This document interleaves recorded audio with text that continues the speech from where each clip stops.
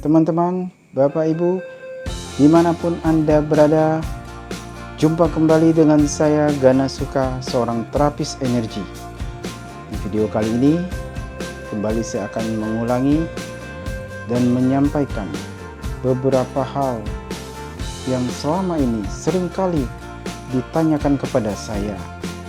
Di antaranya, apakah penyakit yang lagi ngetren saat ini bisa saya lakukan terapi? Saya tidak akan mengatakan apapun jenis penyakitnya, Anda tahu ya, intinya yang lagi ngetren saat ini. Sebenarnya apapun jenis penyakitnya, semua bisa dilakukan dengan terapi energi. Berulang kali saya sudah mengatakan, baik pria maupun wanita, tua maupun muda, semuanya dapat dilakukan dengan terapi energi. Persoalannya adalah pasien di antaranya ada beberapa yang tidak sabaran. Sakit yang sudah tahunan ingin disembuhkan dengan hanya 1-2 kali pertemuan. Sudah sangat tidak mungkin. Jangankan yang sudah tahunan, yang sudah lebih 1 bulan saja menderita sakit, yang sudah kesana kemari berobat, kemudian ketemu dengan saya, minta disembuhkan hanya dengan 1 kali terapi. Itu pun saya dengan tegas katakan saya akan tolak. Kecuali Tuhan yang Maha Kuasa yang bisa menyembuhkan seseorang, bahkan menghidupkan seseorang yang sudah mati. Kalau ada manusia yang bisa sakit sudah tahunan hanya disembuhkan oleh 1 kali pertemuan, sungguh luar biasa. Tidak dengan terapi energi. Kalau benar-benar dia seorang terapis energi, siapapun pasiennya butuh proses, dan saya yakin lebih dari 1 kali. Untuk kesembuhan bukan hanya tergantung seorang terapisnya, tetapi juga pasien seberapa taat mengikuti aturan anjuran oleh seorang terapis. Demikian juga kepada saya, pasien-pasien yang datang, saya tentunya memberikan saran apa yang semestinya mereka lakukan. Oke, itu tentu harus menjadi komitmen bersama, sehingga kesembuhan yang mereka inginkan akan segera terwujud dengan dirasakannya dari hari ke hari kondisi tubuh menjadi lebih baik. Untuk Bapak Ibu, teman-teman ketahui bahwa proses terapi energi itu durasinya 1 jam full. Nah, selama Anda di terapi, Anda tidak boleh melakukan aktivitas apapun. Baik itu bekerja, melakukan kegiatan yang ringan, atau Anda hanya sekedar terima telepon dan lain-lainnya.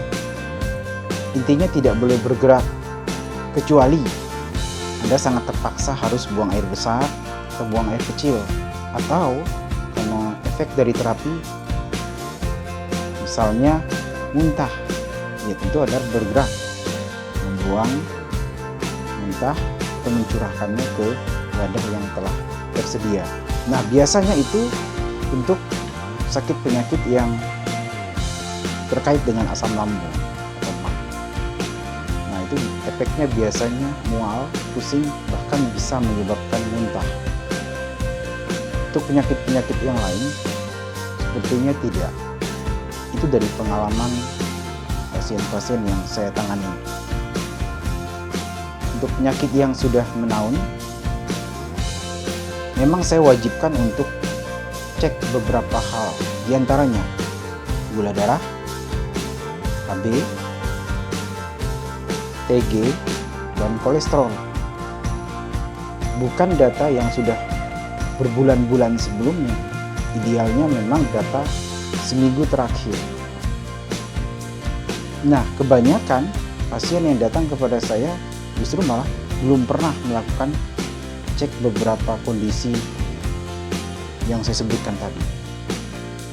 Oleh karena itu, sepertinya tidak adil kita untuk menilai apakah kondisi sakit penyakit yang ada pada pasien pada waktu di terapi, yang ada beberapa yang mengatakan saya belum merasakan apapun, padahal matanya merah dan nyaris tertidur, tapi dia mengatakan tidak merasakan.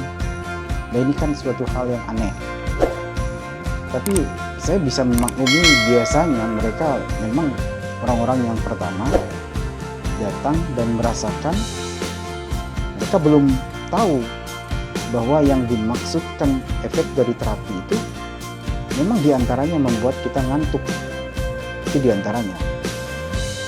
Seperti badan merasakan sesuatu yang ditusuk-tusuk, dipijit-pijit, dan lain-lain, banyak. Bahkan bisa pusing, tadi disebutkan bisa bahkan muntah.